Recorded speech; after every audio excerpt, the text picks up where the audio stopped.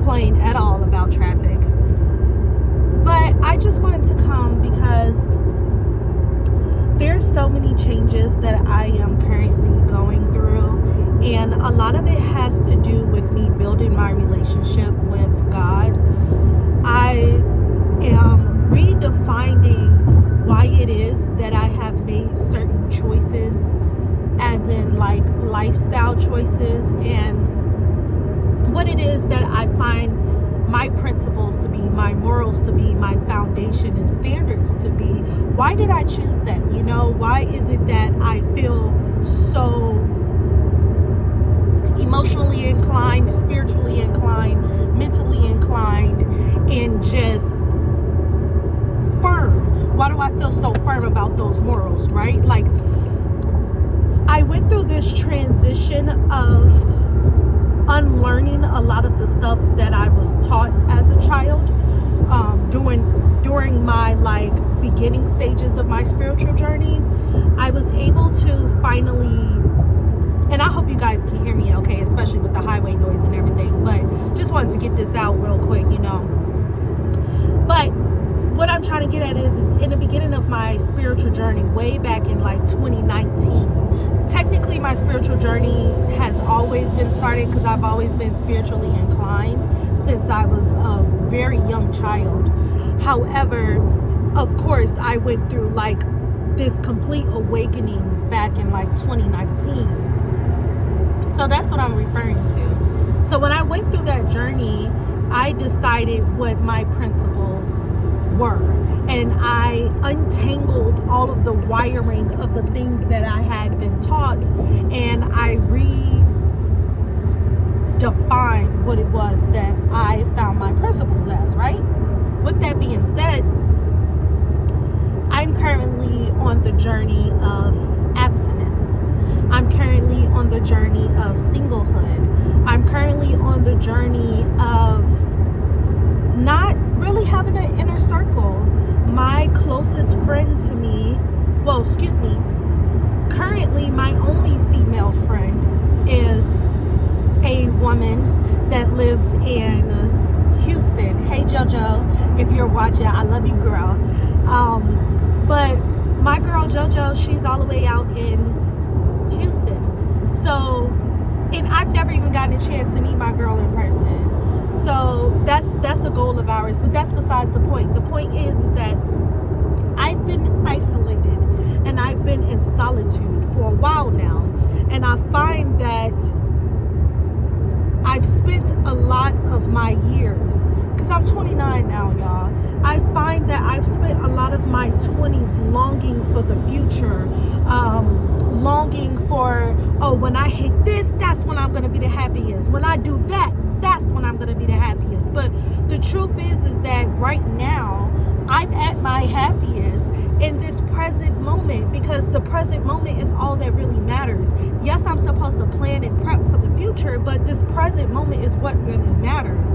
And I want my present moment to matter so much that everything is intentional. So with that being said, I want to be intentional about my daily walk and making sure it aligns with my principles. And I know if it aligns with my principles, it will align with God, because that's what I've aligned my principles with, right? And I'm just finding that everything truly is a distraction. I've known this and I've had this conversation multiple times with my family, but truly every single thing is a distraction. The weather is a distraction. The media is a distraction. The people gossiping is a distraction. Everything is a distraction, and it just comes to a point where it's when will I give my undivided attention to my Creator?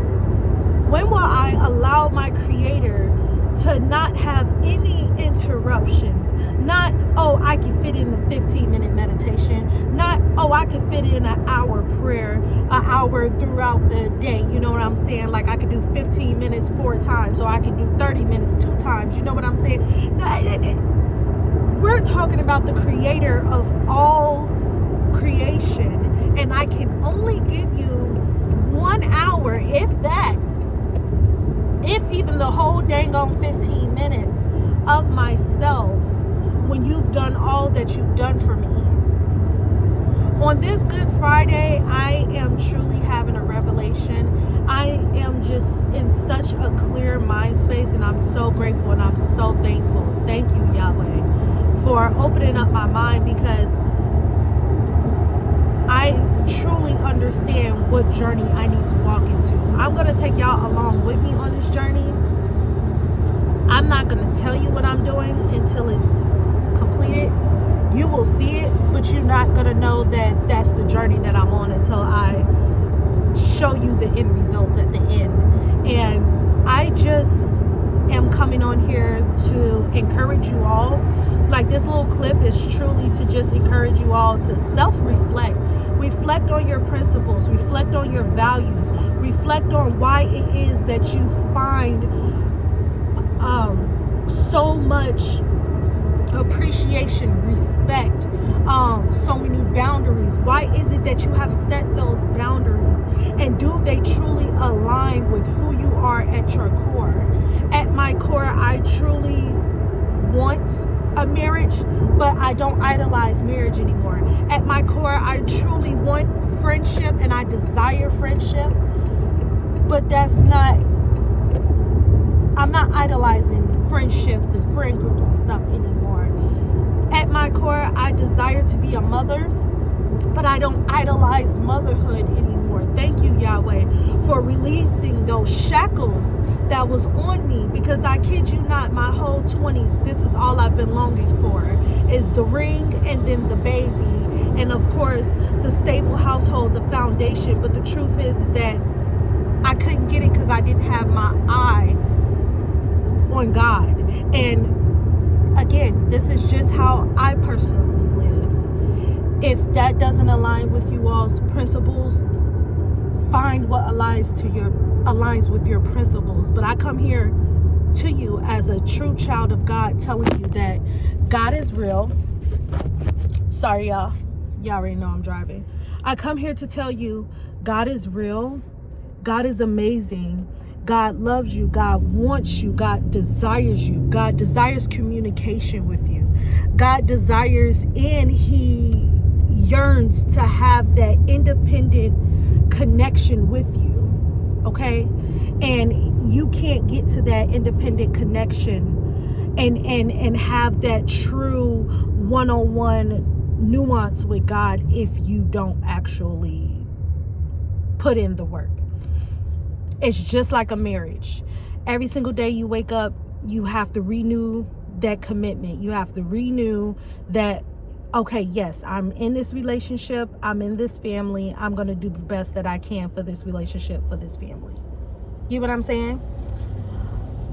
But yeah, that's the end of my little rant for what I got personally going on in my own head. I really, really, really hope this made sense, because it truly was a rant.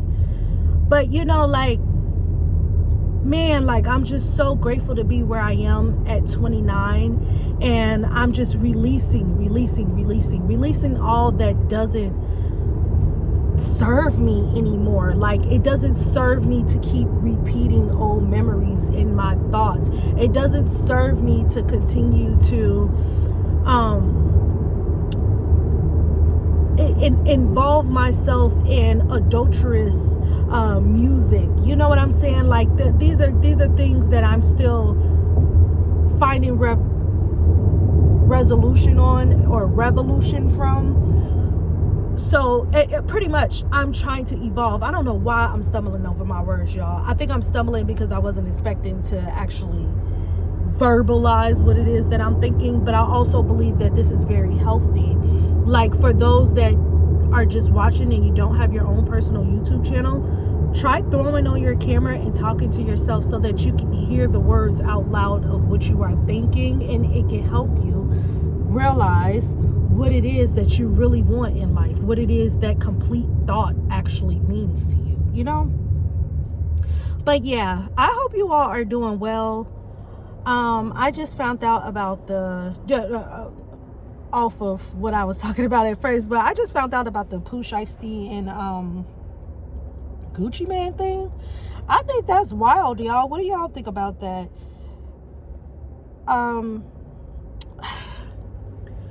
I hate that we allow ourselves to get in these contracts where we are signing our talents away, signing our identities and characteristics, and once again, your principles away. That's what it means to sell your soul. You're signing all of your identity away to somebody else. If you are a talented individual, please believe me when I say, if you have that connection with your creator, he will show you the avenues and will open up the opportunities for you to be able to simply indulge in sharing your talent. You don't have to sign yourself away for that. And I know it's hard to say that when you're in poverty. Trust me, I know. Me and my family are from the hood. My parents were able to get us at least to a middle class standing, and it's my turn to take the freaking baton and take us all the way to Mars. You know what I'm saying? So y'all, use what you can. Please use what you can. Use what you have. Do everything that you freaking can to remain who you truly are in your heart. I keep coming back to the same topic, and I didn't realize that that's what I took away from this Gucci Mane and Pooh Shiesty story. It's like, man, you had two guys that grew up in poverty. One has more than likely stepped on people on the way up to get his title, and the other one we know for sure has stepped on people to get his way up. And it's just like, wow, like,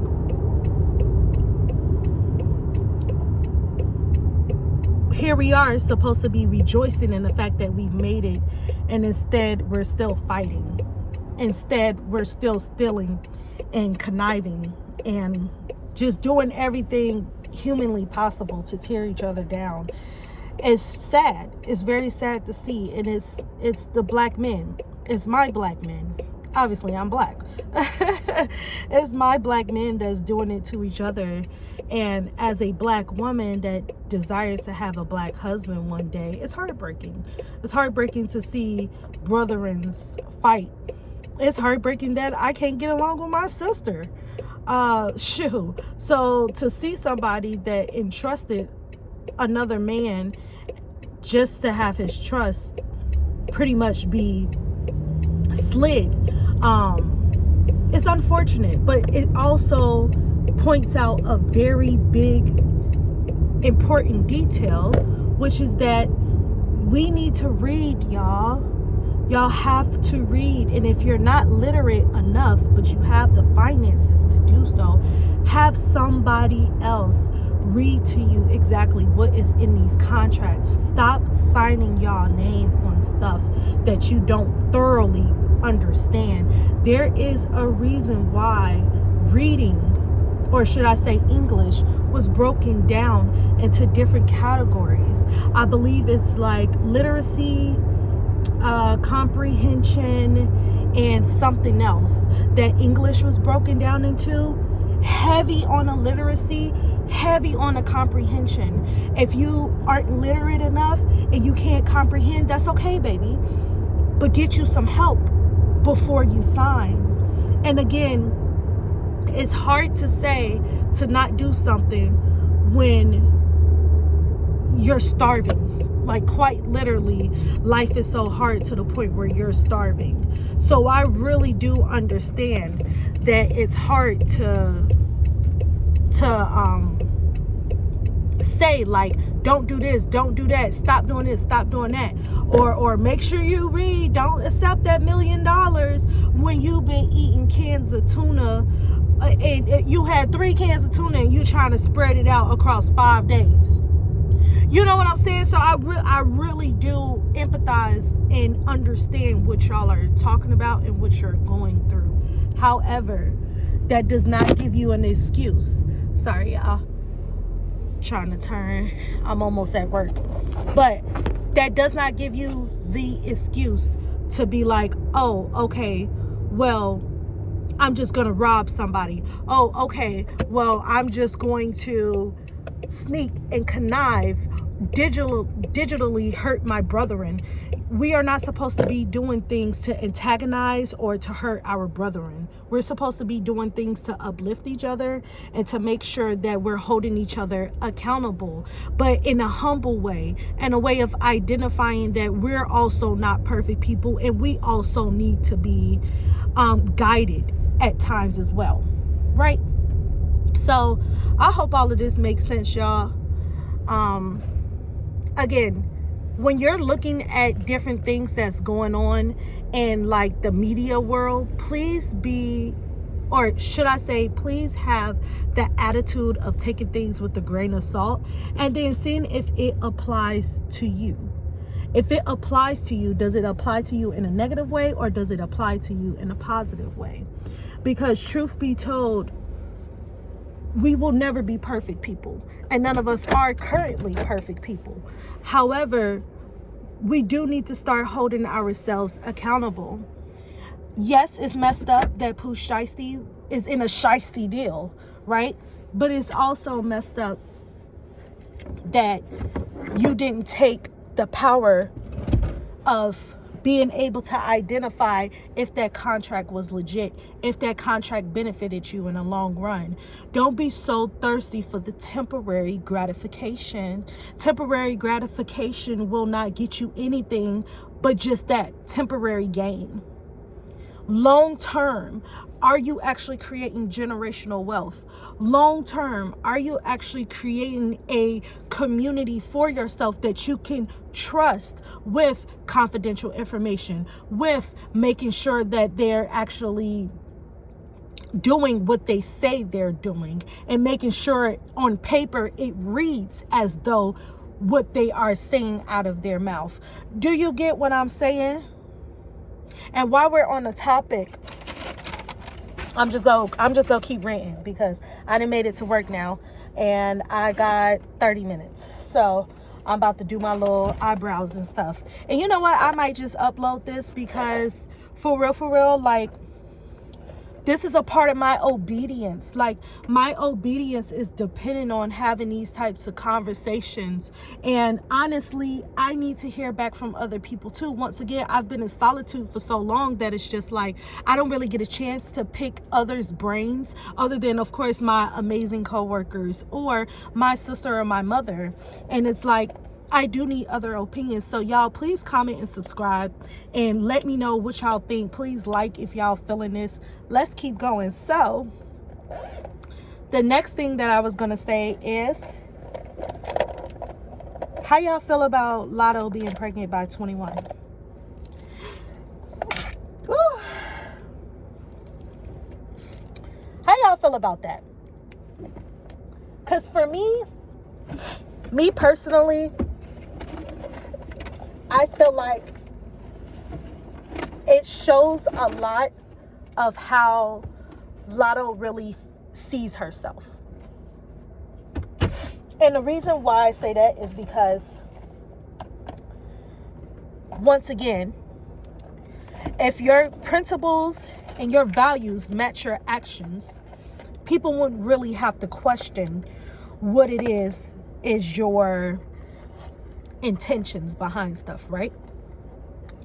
But because, as we see with Lotto, she said one thing, big mama, no kids, right? All to just become third baby mama, one kid.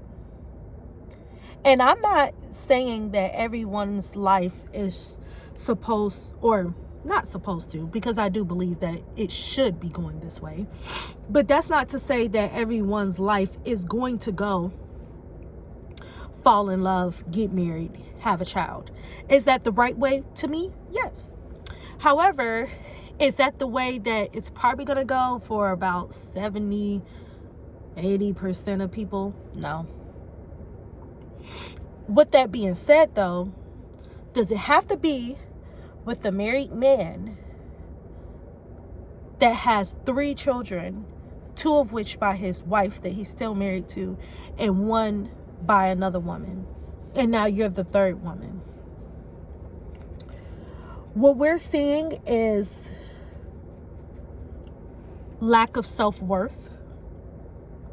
We're seeing someone that is simply accepting what has been presented to her, and instead of questioning, and this could come from immaturity, because from what I was hearing when the news came out, it sounded like her and 21 had been talking since she was like maybe 18 or something. I don't know if that's true. Take that with a grain of salt. But yeah, it seems like they've been in a relationship for years and years. And if that's the case, if you're willing to take the commitment to have this man's child, to bring a whole soul to this earth, that you combined your body with this other person to bring this soul here, the least they can do is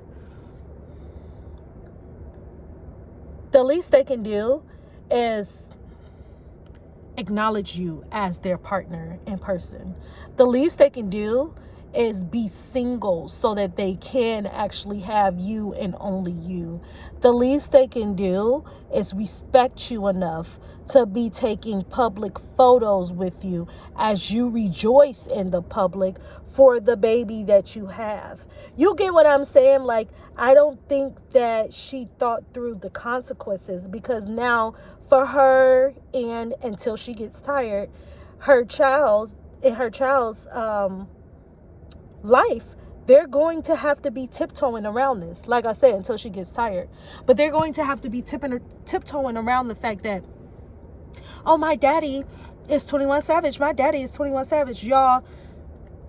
And I don't care. This is family tea that everybody know. And of course, I won't say no names, but this family tea that everybody knows. My cousin got pregnant by one of my old pastors. And of course, he was married with several kids. My man's had several grandkids by that point. And got my cousin pregnant. And my baby cousin still to this day.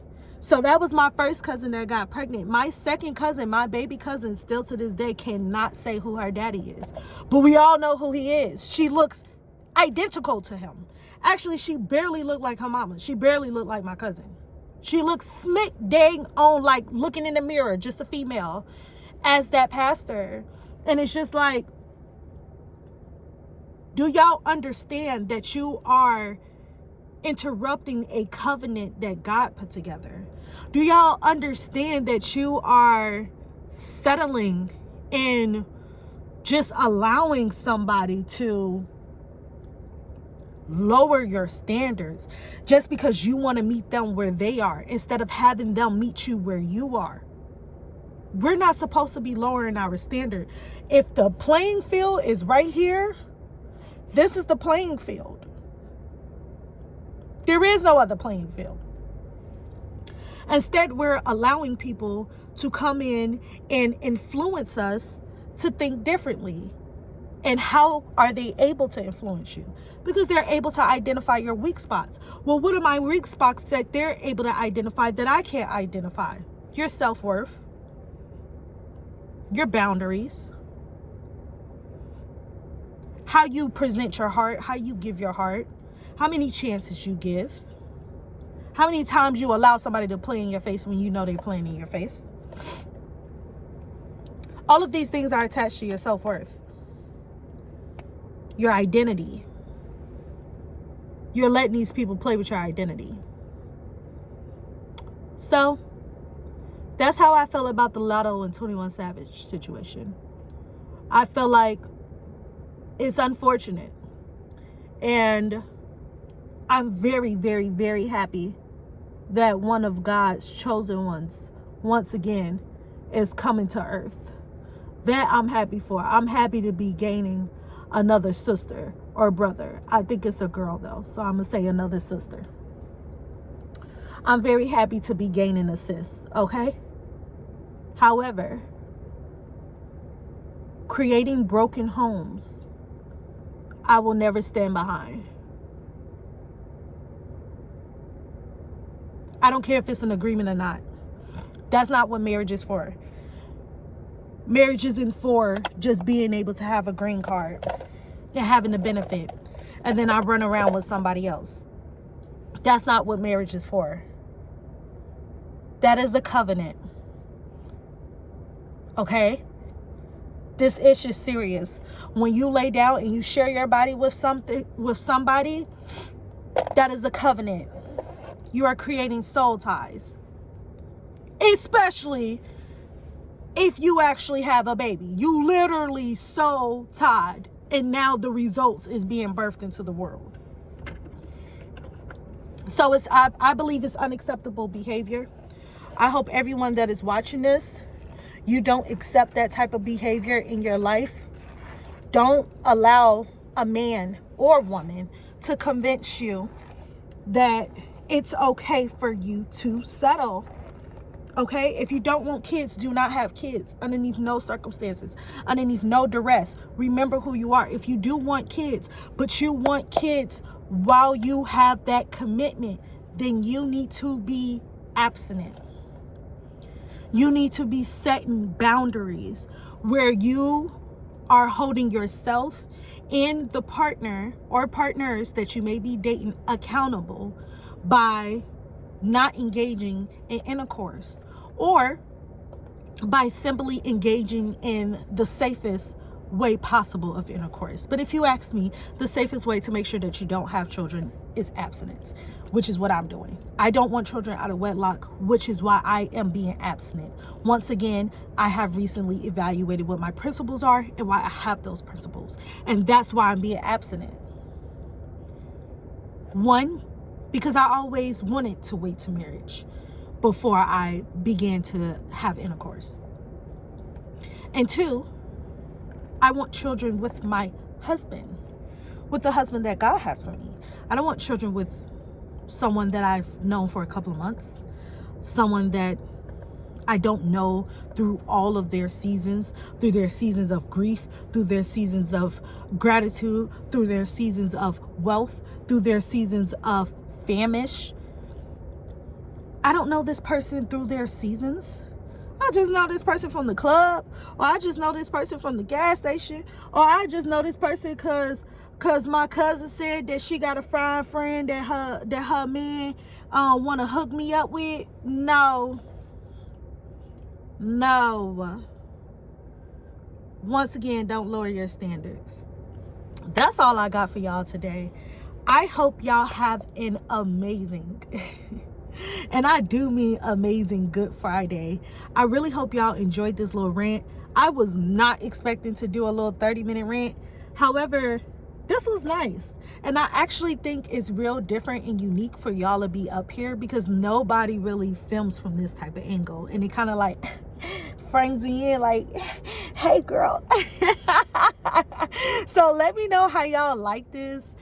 Happy Good Friday. We go talk. Y'all go see me. Like, y'all about to see me. I'm about to go on vacation.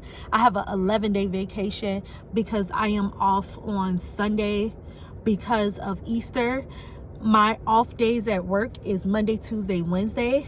I put in PTO for Thursday, Friday, Saturday, Sunday because I was supposed to be going to Cancun. Our Cancun trip got canceled. So now I'm just gonna be doing like a staycation, so y'all gonna be with me this whole time. Just a whole bunch of door dashing and working on health little things for myself, so y'all will be with me that whole time. But yeah, oh, that's what I was saying. So I put in PTO for 4 days, but because of how my off days land, it adds up to 11 days off. So I almost got a whole half a month off. Super excited about that. I can't wait. Literally, it is 1 day away. I just gotta get through this shift, and then tomorrow, and we there, baby. So I might see y'all again. It will be, well, I might see y'all again today. It will be in a different video, but I hope you guys enjoyed, and welcome to my channel, girl. See you soon. Bye.